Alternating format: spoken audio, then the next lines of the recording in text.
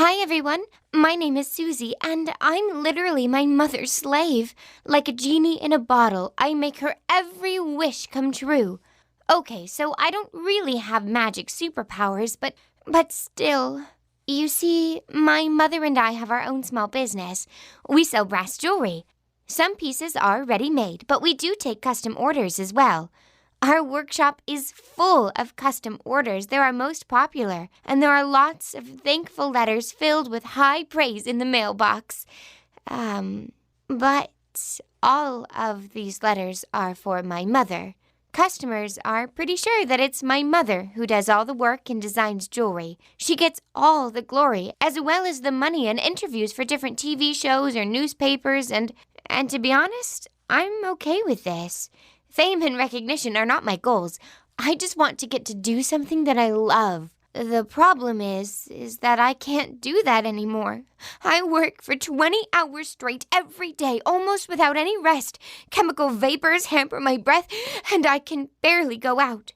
I even sleep in the workshop on a really uncomfortable sofa, all because my mother, who made me suffer from labor and artistic slavery. Money is my mother's #1 priority, not me, so I don't need to attend school so that I can make more. She wants to have a huge income right here and right now, so I must work and work and work while we have clients and orders to fulfill. She doesn't care about my health. I get a meal because it's convenient, so that I can function properly and to be able to make more money for her. I'm physically trapped inside my own house, in the basement to be more precise, so I see the sunlight rarely.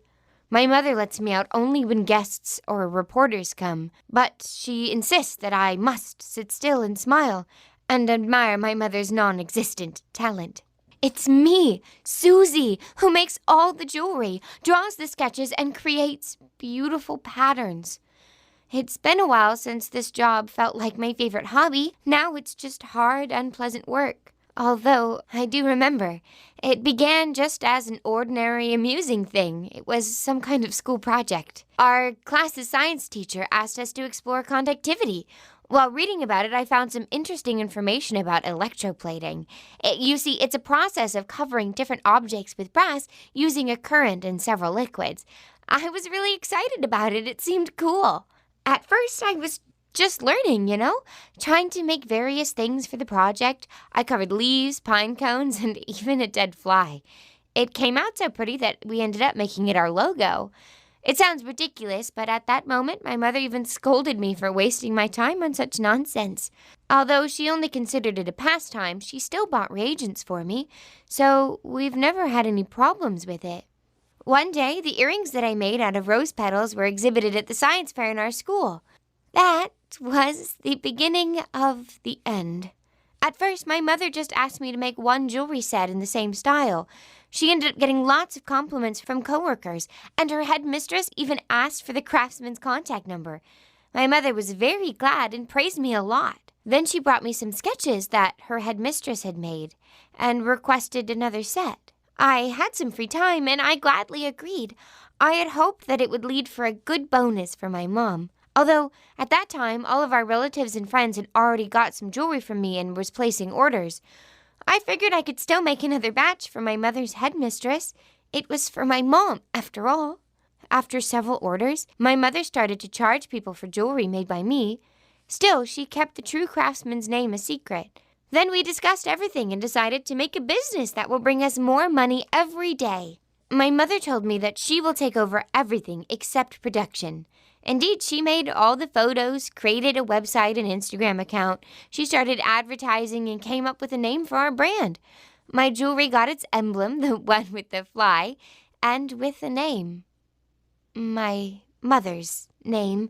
She explained that people are more willing to buy jewelry made by an adult artist. I didn't care about all of that, honestly. The most important thing for me was artistic freedom. I wanted to do what I like and make progress in it, honing my craft.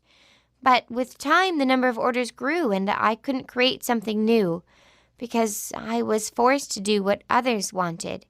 There was a point when I had no time for my friends or study because there was too much work to do.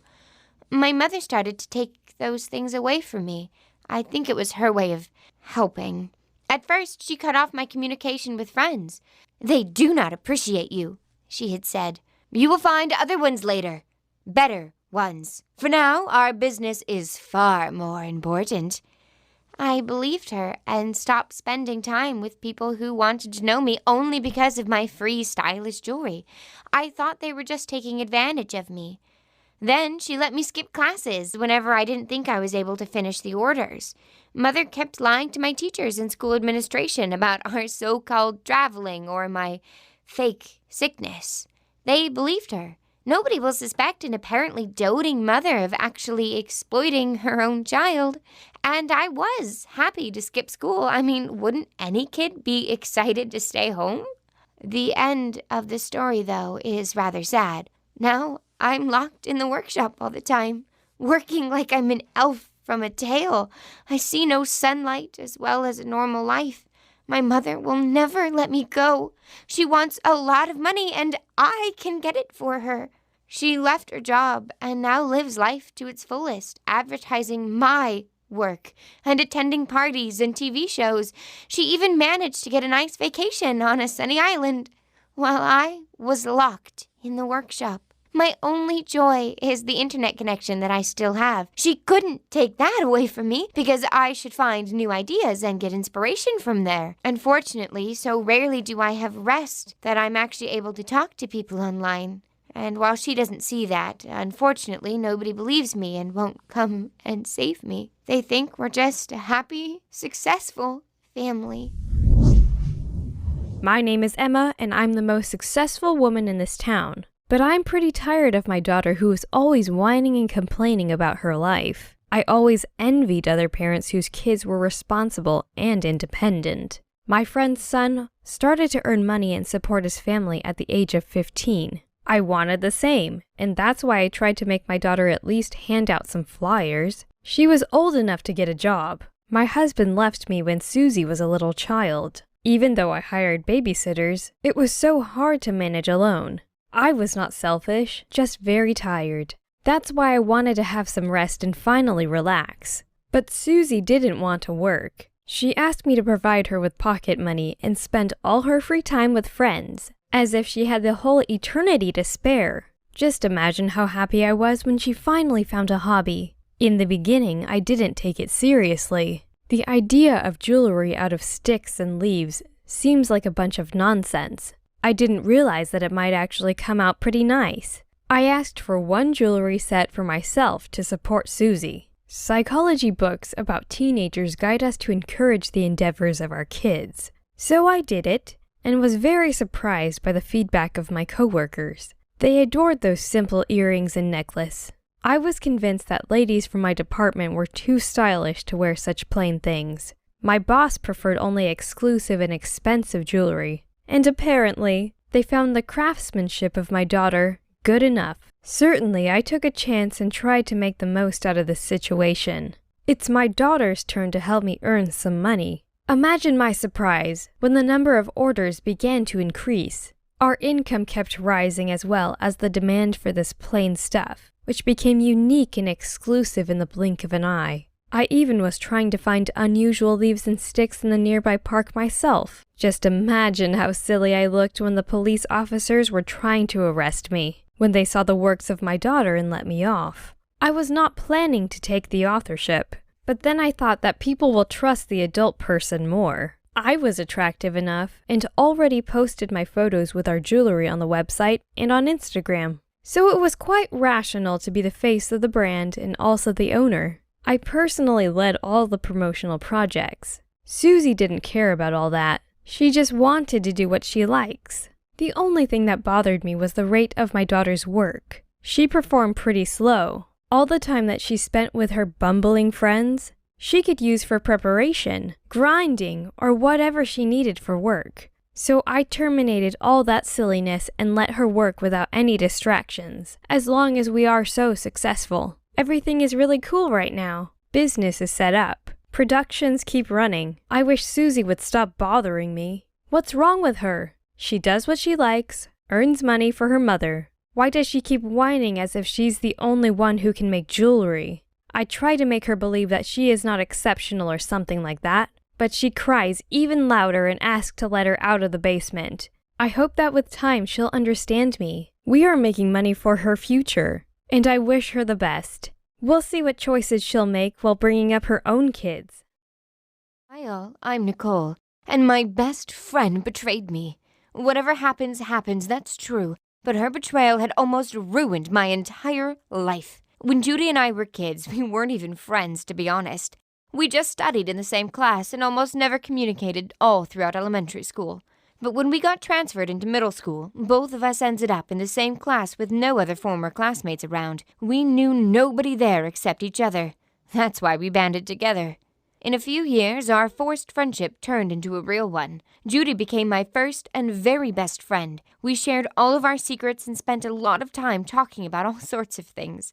I remember we even used to do our homework together. It was so much faster that way. But then there was a certain competition, and everything went downhill from there. At the time, we were almost high schoolers. It was our last year in middle school, and I really wanted to get into university early. Yet my chances were slim, even after 2 years in high school.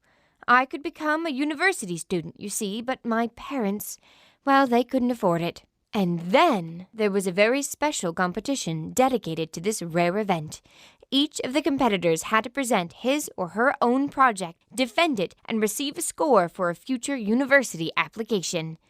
And the winners received free places at various prestigious colleges and universities. Such competitions are often held exclusively for math classes, where every pupil is a huge nerd. Yet this competition was a free-for-all, and I felt lucky to be able to participate. I was not really into math, you see, yet foreign languages and literature were totally my things. Judy and I met face-to-face when it turned out that both of us chose foreign languages as a preferred area of study. At least we weren't rivals. I aimed for Dutch, while Judy's focus was Spanish. The competition included a number of tasks. First of them was an essay, or even just a small story written in a previously chosen language. Then each of us had to write a test, and the final round concluded with a live discussion with a native speaker. So both of us started frantically writing. We knew that the competition's winner received a free education at any university of his or her choice, even abroad. The stakes were so high. As always, Judy and I worked on the first task together. Both of us understood that the essay thing was pretty serious business, so we didn't tell anything about the plot of our essays to each other. Of course, we discussed some points and even laughed at some moments, but that was it. I was the one who finished with that task first. I did think about waiting for Judy, but then decided that I didn't want to waste any more time. I submitted my work to the competition committee and moved on to the next task. And when I was done with all of the tasks, I just waited for the final results to be published. And then a true miracle happened. On the day the results were announced, my mother and aunt came to school with me to provide some extra support. Instead of helping me to cope with the defeat, they were there to congratulate me. It was decided that I was the sole winner of the competition. I had won. And, judging by the scores, my work was the very best indeed. I felt so happy. They gave me all the papers, published my essay in the school newspaper, and even got a souvenir photo with our headmaster. That was the happiest day of my life. I'm embarrassed to say I was so overjoyed I even forgot to call Judy and ask about her score. Well, she told me everything the next day by herself, and not in a very good manner. My classmates were congratulating me on the victory when Judy stormed into class and started yelling at me. According to her, I was a thief and a fraud, and she was disqualified because of my trickery. I was shocked by her behavior, and I couldn't really understand what was going on. When they finally calmed Judy down, they brought both of us to the headmaster and told me what this all was about. It turns out that Judy got disqualified and accused of plagiarism. You see, our essays were almost identical, and she was telling everyone that it was my fault. Of course, no one actually believed her, yet I still felt so hurt. Judy and I were friends, best friends, after all, and now she was trying to accuse me of her own problems? But still, she never actually stopped accusing me, even now, even though the competition committee proved that she was wrong. From then on, Judy hated me and did everything she could to bring me harm. She even brought her accusations to our local newspaper, and the newspaper editors made an article all about it. It was Judy's most successful attempt to ruin my life, and she almost fully succeeded. Due to that article full of lies and gossip, some people thought that I was to blame and that I was a thief and a horrible person. I tried to explain myself, but everything only got worse. Because of that stupid article, people believed that Judy's accusations were true and started to harass me. Some wrote me letters wishing me death and demanding me to surrender my victory to Judy, and a few even started stalking me. Somehow I overcame that nightmare and didn't surrender my victory. And soon the crowd's attention turned to some other topic. All but Judy and some of her friends forgot about our feud. And when the time was due, I got on a plane and flew far away to Germany to study at one of the country's oldest universities. I still have no idea where Judy ended up. For several years straight, I was the victim of her lies. Yet I hold no ill will towards her. I sincerely wish her to be successful and to have her dreams come true. I'm Judy, and this is a story about the greatest disappointment in my life. Because of that, I know for sure, you just can't trust anyone, even your closest friends. You see, I really considered Nicole my closest friend. I even told her my greatest wish. I dreamed to move to Europe and become a famous author. I started writing novels when I was just a schoolgirl, and I knew I had a talent for that. Even our literature teacher told me that I had a great future. But at one moment, Nicole decided to act as a copycat. She was sure that she could too become important and famous by writing stories. Well, she called those essays and even novels. But in fact, those were just crude fanfics and nothing more. You see, Nicole was never that much into literature. Her highest grade in the subject was a B-, and that's only because our teacher took pity on her. So at first, I decided that my friend was joking by faking my achievements. Well, I was always a kind girl, so instead of becoming angry, I was actually glad.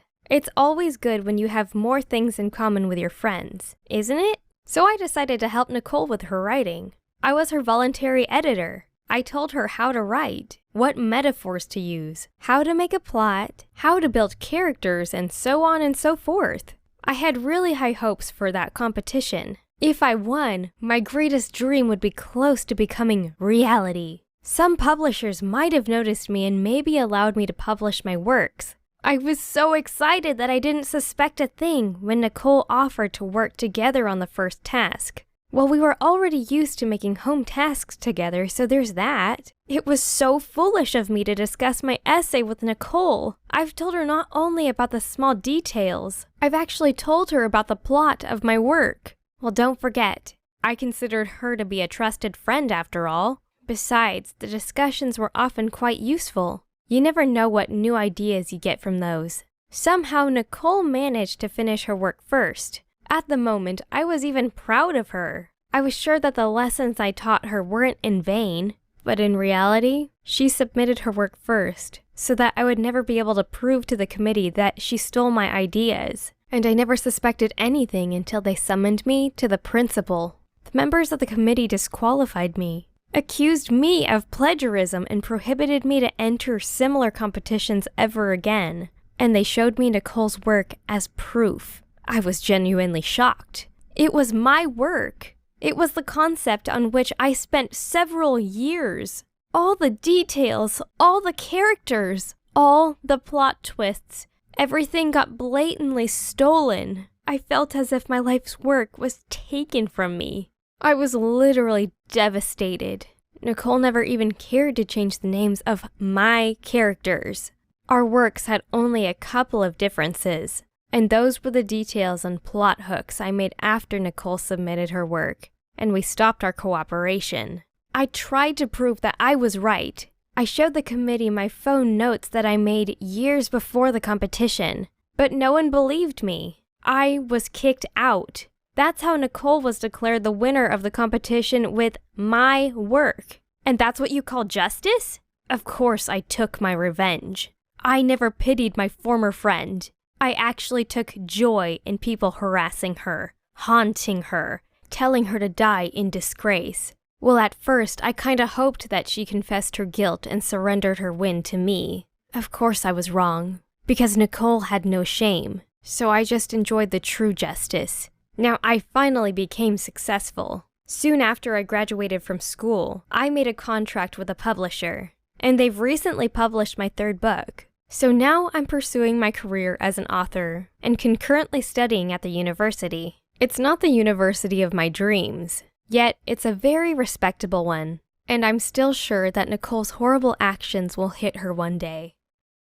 Hi, I'm Amy, and I recently became disabled, all because of my brother, who is an idiot. That fool put me in danger, and now I ended up in a wheelchair all because of him. My brother is my curse. He's 3 years younger than me, but sometimes I think of him as a stupid toddler. I've always been a leader among my peers and a driving force in our company of kids. But Michael always did everything to disgrace me. He did not know how to climb trees, did not want to play soldiers with us, and even refused to portray a wounded warrior when I asked him to. Mom said that I needed to be a little bit nicer with him, but his antics made me the laughingstock of our company. They said I wasn't cut to be a leader when my brother was such a pushover. Can you even imagine how insulting it was? The day when I became disabled started as usual. My parents sent us to play with other kids and told us not to return until the very evening. Our neighborhood community had a special meeting or something like that. It was kind of important, and all the residents of 3 neighboring streets had to be present.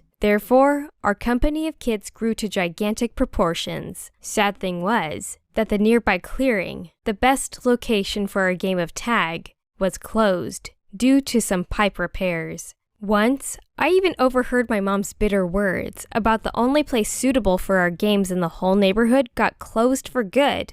And now we kids had almost nowhere to play. Of course, we kids had some other places to play that the adults knew nothing about. We even had our own network of tunnels, so as to move around without making a fuss. However, Mom was somehow right. The clearing really appeared to be the only legal children's playground in our area. There were even 3 sports training devices and a small football field with goalposts. All that stuff was supposed to motivate us for sports, you know? So our parents sent us to the clearing as usual. Their important meeting was more like a small barbecue festival. But oh well, we had to obey our moms and dads. They were all in the streets and we kids couldn't use our tunnels or go to our secret playgrounds. Yet, our clearing was all but destroyed. Guess my mom was right. Now our old playground was really gone for good. Now there are only huge piles of dirt, lots of demolition waste, and some old pipes. Well, there also was a trench, 2.5 feet wide, but very deep, full of steel rods, pipe parts, broken bricks, and similar stuff. You see, we were bored out of our minds, and there really was nothing to do. So we decided to test our strength, so to say, and went to the trench.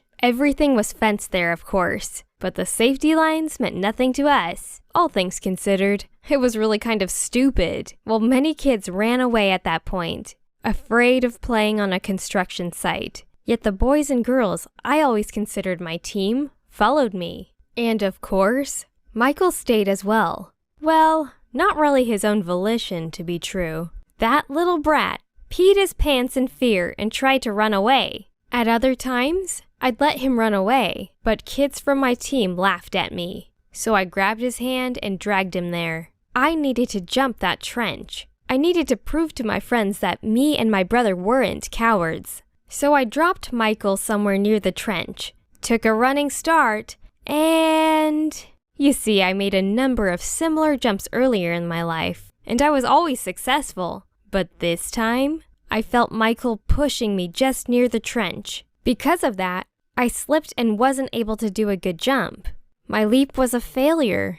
I actually reached the other side of the trench, but I wasn't able to hold on there because of dirt and a bad jump, and fell backwards right into the trench, full of steel rods, pipe parts, and broken bricks. And the pipes there were red hot. Since then, my life turned into hell. I don't remember much. The shock saved me from the most horrible memories. I just remember the pipes radiating scalding heat and the smell of something burning, Later it turned out that those were my legs. So, yeah, the jump ended up in a nightmare. Guess I was quite lucky that the adults were nearby, and the other kids immediately called for help. Still, I wasn't that lucky. Now my whole world is limited to a wheelchair. Yep, I've got no legs now. I'm a disabled person who can't move on her own, or reach up high shelves anymore. I can't even use the bathroom. There's a bedpan installed into my wheelchair, and that's humiliating to the extreme. Of course, my parents told me that it could have been worse. Can't really imagine how, though. I really hope to get some prosthetics one day, but those are very expensive, and my family can't afford them, and our insurance is no help. They say that I myself am to blame of my injuries. They have a bunch of witnesses of me jumping into that trench all by myself. Even the workers didn't suffer any punishment, because there were safety lines after all. No one really believes me, but I know that Michael cursed me to such a miserable existence. I clearly remember that push even now. I know that it was Michael who pushed me down the trench, and I hate him so much because of it. Now he's trying hard to look like a good, caring brother. He's always around and he tells me that he wants to help. That monster. No one believes me, but I hope that Michael would receive his fair share of punishment one day. I hope he'll suffer as much as I suffer now. This hope is the only thing that gives me strength to live now. Hi everyone, I'm Michael, Amy's brother. My beloved sister has always lived in never my fault mode. And this case is not the exception. By all means, I'm not the bravest man in the world, and my sister, on the other hand, is brash, overactive, and fearless. Guess the person responsible for the distribution of tempers up there, in heaven, made a mistake. If my sister and I exchanged bodies, we would have been perfect kids. Yet, here we are. Overactive, vigorous, loud Amy, and me, quiet and homely. I even slept with the lights on till I was 14. My sister was always fearless and enjoyed activities of any kind. I, on the other hand, really loved reading and never was a huge fan of outdoor activities. My parents tried hard to give each of us something to do. They enlisted Amy into a number of hobby courses, put her in fighting classes, and even took her to the doctor. You see, my sister was hyperactive and not in a particularly funny way, and for some reason, she really liked messing with me. Honestly, I have no idea why she needed that.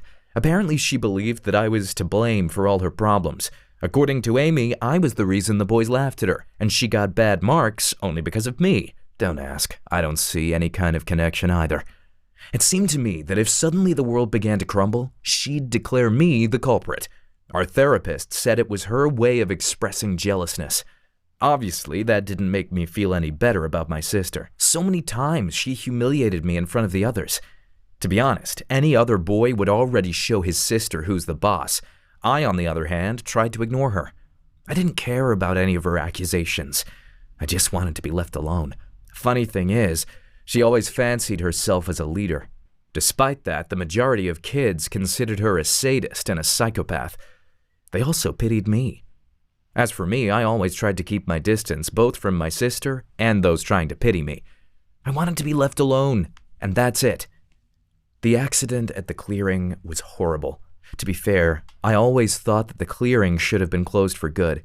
There was nothing nice at the clearing, only rusty sport equipment, fences, and gates. And of course, it was Amy's friend's favorite place. My sister and the thugs that kept her company really enjoyed hanging out there. If I had my way, I'd never go there in the first place. You see, I've never been a sports guy. At the time of the accident, I was even extra clumsy. I could easily trip over my own leg and fall flat, and Amy wanted me to jump over an almost 3 feet wide trench that was also incredibly deep. I even told her that I had no intentions of breaking my neck. I really wanted to go home, maybe climb an apple tree in our backyard, maybe read some book in a hammock. I didn't want to play in dirt and jump over some dangerous trenches. Yet Amy had other plans. When she grabbed my hand, I immediately realized the danger. Yep, I wasn't a sports guy, but I was a fully developed 12-year-old boy, and I was too heavy for her to throw over the trench or whatever she wanted to do with me. Besides, I knew that I won't be able to jump over the trench by myself. I tried to break out, to escape, to hinder her, but she was really determined to ditch us both. I finally managed to wrench my hand out of hers right before she jumped, and still, both of us fell into the goddamn trench. And about that push, the pipe would have split Amy's head open if not for my push. So yeah, I fell into the trench as well. I got a bit luckier, though. Got away with some burns and a broken hand. And Amy at least stayed alive, so there's that. But now, she tries to blame me. Both of us suffered because of her. We'd both be alive and healthy, but no, she had to prove our bravery. And even now, she's sure that she was right, and I am to blame. Yeah, blame your younger brother. It'd definitely help you. Hi people, I'm Ralph, and my story is extremely strange. Sometimes I even think that I was abducted by aliens. I don't refer to probing or other medical experiments, of course. Well, you definitely need to listen to my story first. Only then you'll understand what I'm talking about. It all started when I noticed that I wasn't able to remember the events of a previous day. Well, similar things happened to me earlier, especially with a sleep deprivation. When I don't get enough sleep, my head's buzzing and I can't think straight. But never before have I completely forgot the event of a whole day. Not once. There was a point A, the moment of getting out of bed when I hit the nightstand with a little finger, and point B, the next day's morning, and nothing more. At first I was a bit frustrated, but then I kind of remembered that there was actually nothing special. Just a usual day. I went to college, had a fight with friends, came back home and played computer games till late at night. That's why I comforted myself with the thought that it must have been just a very nondescript day. Can you recall your past Thursday in detail if the events weren't important? I don't think so. Actually, my memory was pretty neat. In college, I'm one of the best 30 students of my age for sure. And I just love both mathematics and logic. And no one in my family has problems with memory. Dad is an accountant. He is supposed to memorize a lot of numbers at work, and Mom is fond of embroidery and therefore is pretty sharp too. Once I tried to count the number of threads in one of her works and lost track very soon, but Mom somehow manages to remember everything. That's why I got so confused when I realized that I had memory problems. Once my mom and I were flipping through a family album, she loves recounting all those happy memories, and suddenly I realized that something wasn't right. We've been looking through the album dozens of times before, but at the time I was 100% sure that my parents and I had never been to Paris and had not taken pictures in front of the Eiffel Tower. I carefully asked my mom who were those people in the photo. Mom laughed and said that I have changed a lot since I was 10, but I surely didn't change that much. And then I fell into a stupor, because I clearly remembered when I was 10, I stayed with my grandmother in her village during the whole fall and even fell into a well there. The villagers pulled me out, of course, but I've got a star-shaped scar on my knee. Well, I told Mom about that and showed the scar. I hoped that Mom would laugh again and say that she was just joking and the photo was actually made in a studio. You certainly remember that there are some studios where they can take pictures of you with various picturesque backgrounds. But Mom wasn't actually joking. Instead, she showed me more photos from Paris and then told me how I tried to climb up the fountain in a Paris square, trying to catch some pigeons, and fell on a fountain injector, or whatever the water spouting thing was called. And she spoke so convincingly. I believed her and squashed that question. Maybe I went to the village another year, or even right before the trip after all. But I couldn't remember our trip to Paris at all for the life of me. And then I began to encounter similar memory lapses with the significantly higher frequency. Just imagine the situation. Our whole family was sitting at the table with me telling everyone about my college day. I remembered some nice thing that happened to me during a baseball game last season, but Mom and Dad just looked at each other and told me that I didn't play baseball. Well, of course I didn't. It's impossible to play baseball when you get a ball to the balls, so to say.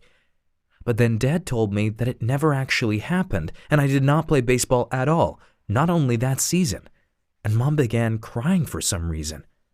That's when I thought that something happened to their memory.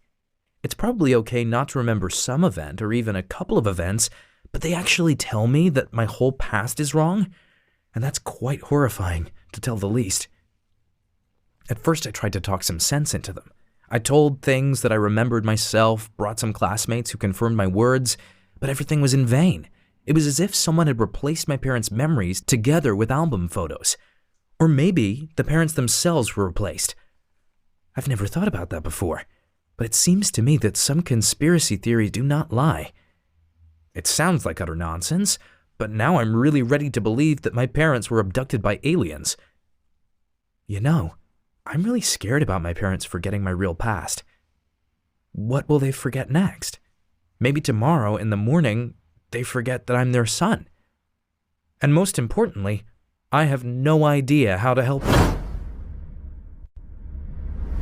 Hi guys and girls, I'm Donna, Ralph's mom. You see, our family has one huge problem that we are all stubbornly trying to ignore because it is very scary. Yes, you guessed it right. We are talking about our memories. We have always been a very friendly family. We traveled a lot, made hundreds of photos in various trips, and even used to hang the best ones on our wall of fame in the living room, just over the fireplace. You can't even imagine how painful it was to take them down. Sorry, I'm getting ahead of myself. I'll start over once again. When Ralph was 16, he went abroad with his friends for the first time in his life. I checked everything about the trip beforehand, and it was pretty okay. His friends were great guys. He had already known all of them for many years at this point, and people from the travel company told us that the trip was extra safe. They called it the work camp. Yeah, it sounded a bit creepy, but the whole idea was great. The project was aimed at children who were 16 or older. They were going to harvest olives in an Italian village. The kids won't be enslaved to the local farmers. They were going to have a lot of free time for swimming, exploring a foreign culture, and sightseeing. And at the end of the shift, the kids would receive some payment as well. Of course, I was afraid to let my son go to a foreign country without any adult supervision, but the rest of the parents said that I had nothing to fear. Well, it turned out that my fears were justified. They went to Italy as 5, and only Ralph came back alive. My son and his friends went for a ride in the mountains, but the car failed them, and the ride ended in tragedy. Ralph was lucky to be left alive. It turned out that he was the youngest among them, so my son's friends put him in the back seat behind the driver and ordered him to fasten his seatbelt so as not to get a ticket. It saved his life, but not his health. Of course, I have nothing to complain about here. He actually ended up alive after all. He was brought home by helicopter, and then he spent 6 months in a coma while doctors fought for his life. There were many fractures and injuries, but the worst thing was that my son showed no wish to return to the world of living. I don't know how else to explain it, but even our doctors told me that Ralph did not want to live. I sat near his bed for days, praying and crying. I really wanted him to return to us as soon as possible. I guess the Lord heard me after all, because eventually my boy opened his eyes and said hello to me. We were so happy, but it turned out that it was too early for us to rejoice. His dad and I told him what happened. The 3 of us mourned his friends together, and then the doctors started working at getting my son home. The very next morning, after all the procedures and tests, we brought him home, but then he spent his first night at home and forgot everything. We were stunned to find out that Ralph erased from his memory not only his stay in the hospital, but all the events that came before the coma, and even his friends. When I carefully asked my son if he wanted to visit Matthew's grave, Matthew was his best friend. Ralph said that he had no acquaintances with such a name. To be honest, my husband and I were confused. Never before had we encountered anything like that, and so we failed to react correctly. We had to tell him right away that he was mistaken. The psychology books we read later recommended doing this, but we got confused and didn't tell him that he was wrong. Ralph's attending physician also decided that my son's memory was blocked due to the traumatic nature of his accident and that it would fix with time, and the doctor supported us in keeping silent. We got somewhat lucky. None of our entourage was aware of what was happening in our life. Even the neighbors thought that our life never actually changed. You see, we don't share personal things with the neighbors here. I heard someone saying that Ralph went to Spain to study and never actually corrected that person. The teachers in college knew everything, but never told anything to our son. People from the dean's office once asked him whether he was all right. Ralph answered that everything was okay, and that's it. And as for the local students, my son actually had no close friends amongst them. So when my son came back from the coma, he just got his life back as if nothing ever happened. We hoped that everything would fix over time, but it only got worse. Ralph never remembered the accident and his dead friends. Even worse, he started forgetting other things, and it seemed to me that he forgot them according to some kind of pattern. We went to the therapist with him. Ralph had some common teenage problems, and I thought it would be a great opportunity to take care of two evils at once.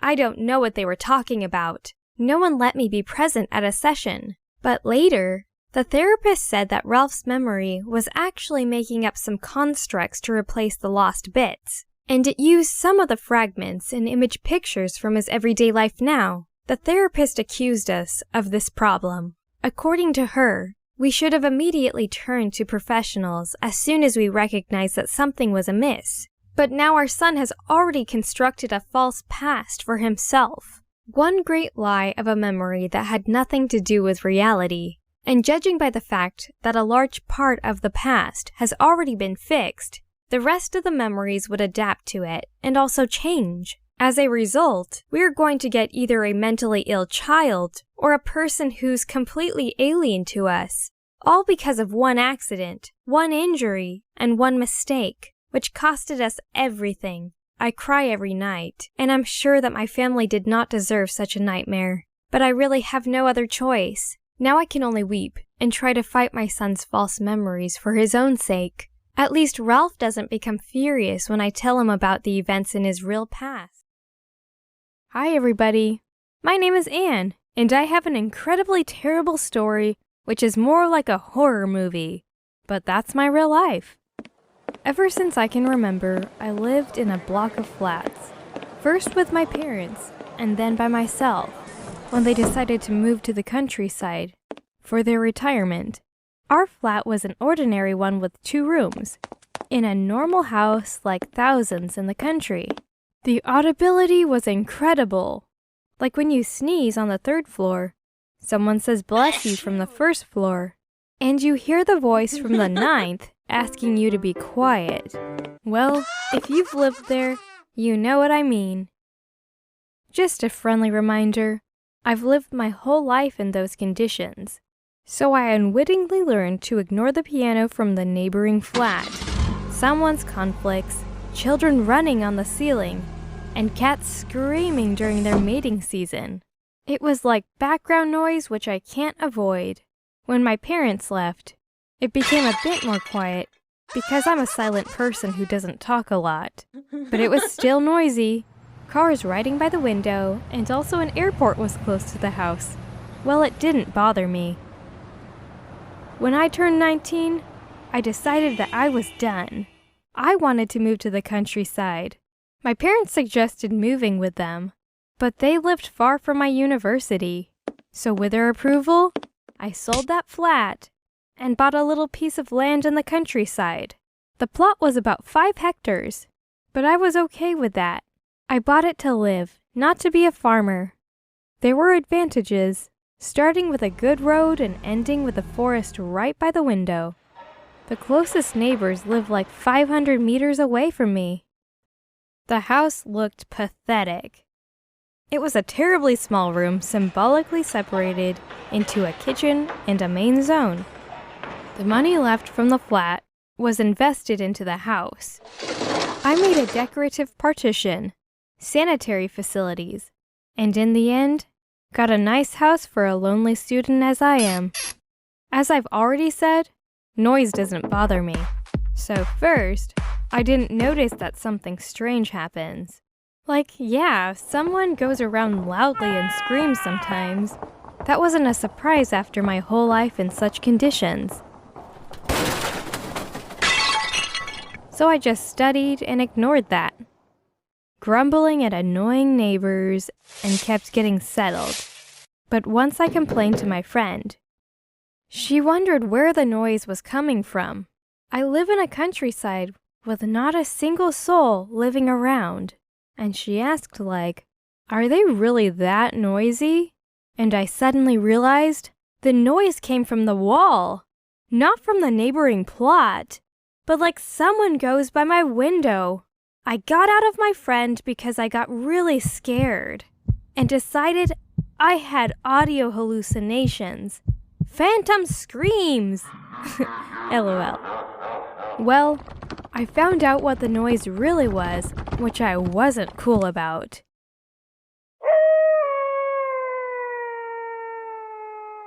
It was coming right from my house's wall, where the sofa stands. And from the outside, there's nothing but forest. I even recorded the noise to prove I wasn't going crazy. I gave it to my friend and she assumed that it could be hobos. There's a bus station in front of my house, so it sounded pretty logical. They might be seeking for food or an asylum. She also recommended to put a camera at the front door just in case. And then, if something happens, call the police. She gave me her own webcam, which I attached under the roof's visor, with a wall view. The noise repeated, but the camera recorded nothing, just wind moving through the trees. But the loud chattering kept following me. Some moans added, and also a weird scratching, like something sharp is going on metal. I even started praying because who the hell knows which kind of otherworldly powers favored my house? Well, it seemed impossible to live and sleep there. I couldn't fall asleep and wake up from every screech and beep, and my house was full of them. I flinched regularly. The camera still showed me nothing but beautiful country pictures, and I had a lack of energy. I came to visit my parents who had a greater experience of living in a countryside. Dad told me not to fly off the handle and left to solve the problem. The next day, he came back laughing and holding something in his hand. It was a mouse, just a gray field mouse. Seeing my woozy eye, Dad explained that the heater put between the walls in an old house was a special one. It was kind of edible for mice. I can't say in details, just trying to explain how I got it. Mice use the heater in all ways, so before winter comes, they chew through the foundation exactly between the masonry. It's like all-inclusive for them. Their place to eat, to sleep, to live. But the sound effects, clattering, yelling, scratching, go from mice strengthened by walls and girders of closings. No mysticism. Dad solemnly gave me 2 mouse traps, an adorable coal-black kitten, and a couple of recommendations.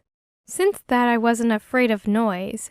Also, mouse traps and the cat regularly brought me a catch of 2 to 3 mice a week. But how can you explain the clear trace from claws as high as my own height? I found it against my bed. I claim I've never seen it before. Hey everyone, it's your girl Alyssa. And right now, my entire family hates me, so I need your advice. So you see, I come from a very poor family. My mom stays home and takes care of me and my little brother, while my dad works at a restaurant for just above minimum wage. We have enough money for the necessities in life, but not much more left after that. I always felt bad for my family because I saw how hard my dad worked. So I always told myself, when I turned 16, I would get a job and help the family out financially. Maybe then, my little brother wouldn't have to have the same childhood that I had. My family never took me on vacation. We hardly ever went out to eat. And during Christmas time, I would consider myself pretty lucky if I even got one present. Was I happy? Yeah, sure. But in the back of my mind, I was always just a little jealous of my friends and all the fun adventures that they went on with their families.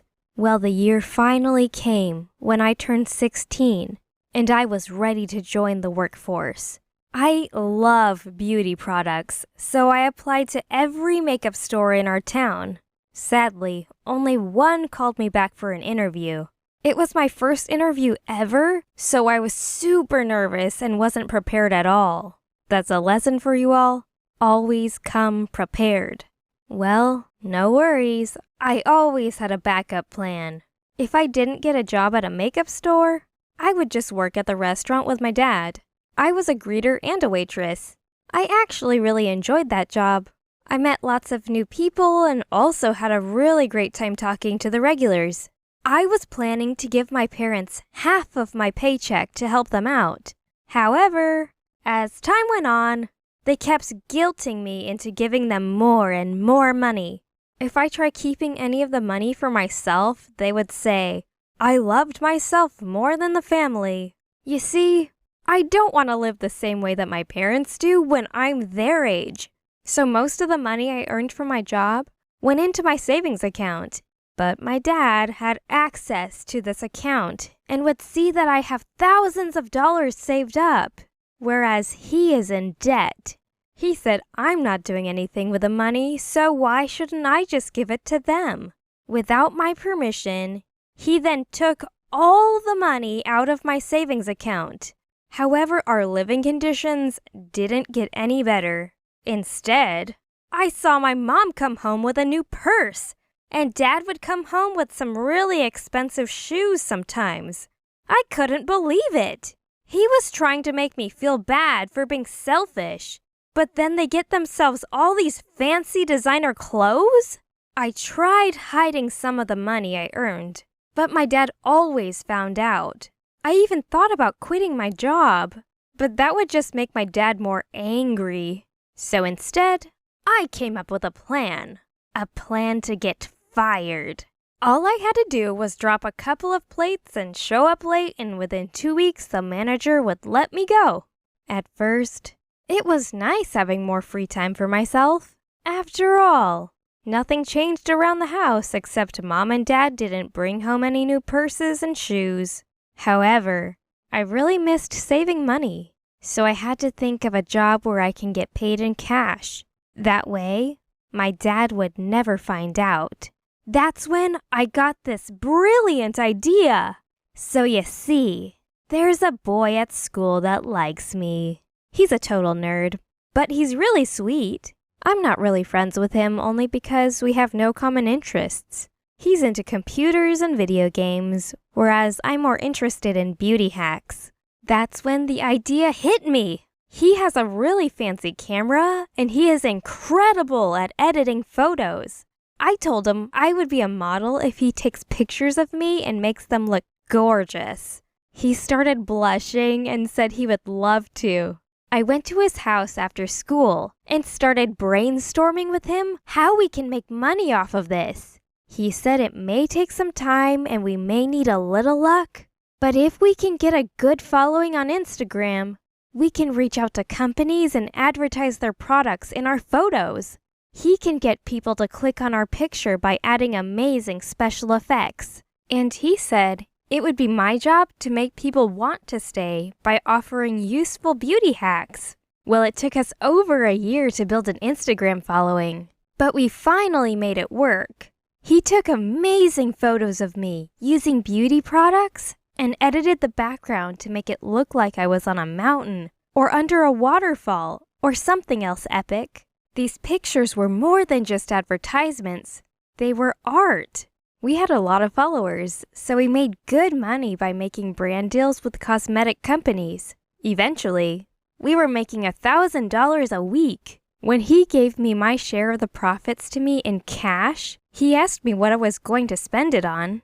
Well, companies already gave me more free beauty products than I knew what to do with, so I wasn't going to spend my own money on more. So like before, I decided to save my money. I didn't want to live like my parents did, paycheck to paycheck. Once I turn 18, I want to invest my money in stocks or even a house to rent out to people. I was so excited for my future, and that's when it all happened. My dad lost his job. My family had absolutely no money saved up, whereas I had a secret stash of cash totaling over $15,000, and I felt awful. My dad was very stressed and was always pacing back and forth through the house. My mom started crying every night as the food in the cupboard started to disappear. I didn't want to tell my parents about my secret job, nor about all the money I had saved up. But my family was going to starve, so eventually I told them. And at first they were furious. They just couldn't understand why I had to keep the job a secret from them, and why I didn't want to help any sooner. But you see, I didn't want to get into old habits of my dad taking my money and spending it on useless things. Over the next week, they stopped getting mad at me and were actually very thankful that I was paying for everything. And you know, it really felt nice to be appreciated.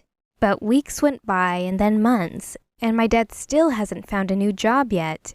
I started to ask my dad if he's had any new interviews coming up, and it was the same answer every time. Nope, not yet. It was only a matter of time until I learned that he wasn't looking for a new job at all. He was just freeloading off of me. He's the parent. Isn't he supposed to be taking care of me? I told him it isn't right to be using me like that. But then he would get mad at me and then try to guilt trip me again. I had enough of this. This isn't fair at all. I told my dad.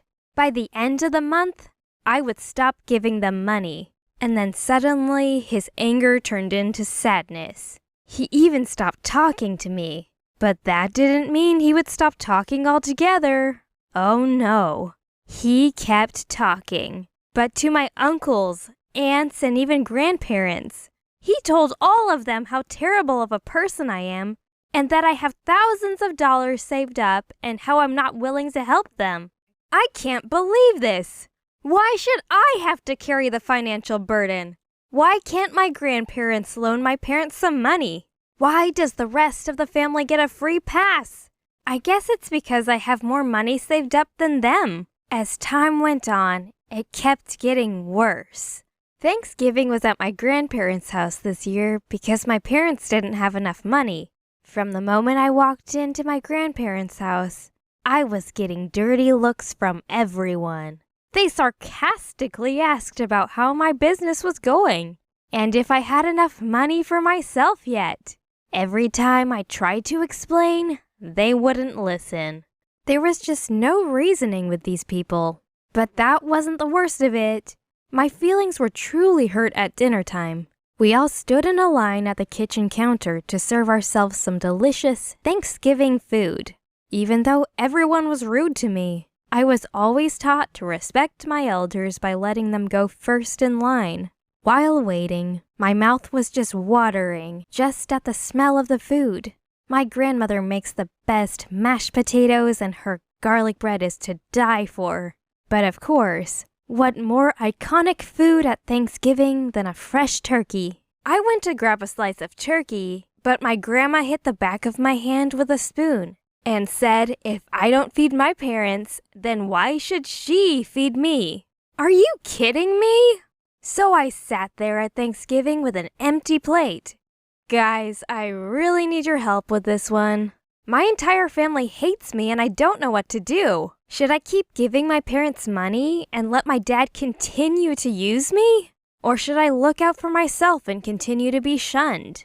Let me know in the comments what you think. Looking forward to hearing from all of you.